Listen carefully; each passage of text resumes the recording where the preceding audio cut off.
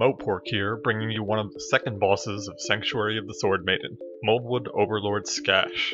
This boss is given to you on a random chance between one of the two paths. Note that while this boss has infinite interrupt armor throughout the encounter, it is good to bring at least one interrupt for a mechanic in the fight. The fight begins with Skash casting Summon the Swarm, where an army of small adds will come out of the two pods on the sides of the room. Stay stacked up and cleave them down with the boss. The boss occasionally casts Tentacle Wrath. This outward expanding telegraph has a few small safe spots. Getting hit by the attack will do very high damage and launch the player upwards quite a ways. Skash has two main mechanics. The first one is an ability called Corruption Heartseeker. All players will have a tracking telegraph around them. Touching another player with the telegraph will cause moderate damage and a very large knockback. Afterwards, Skash smashes his hammer into the ground and launches a projectile to each player. The projectile will do very high damage and summon swarmling adds.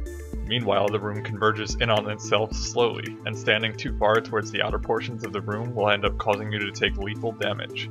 It's important to stay spread out from each other in order to mitigate damage and not throw people out into the outer portions of the room. Players should stand still and stay relatively close to each other in order to make healing easier. The next main mechanic is an ability called Corruption Siphon. After 3 seconds, Skash will summon an egg at each person's location that will drain life from their target. These eggs can and should be interrupted immediately. Interrupting an egg will transform the egg into an eyeball that will frequently cast Death Gaze.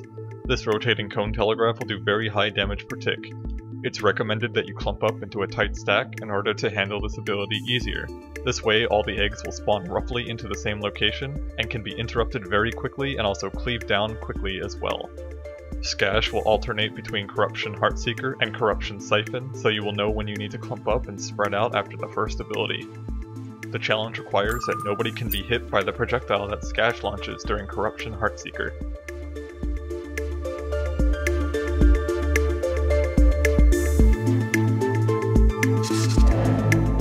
Thanks for watching. If you want to learn about another boss in the Sanctuary of the Sword Maiden, click the link above. Until then, once again, this is moepork. Thanks for watching, stay tuned for more videos, and I'll see you next time.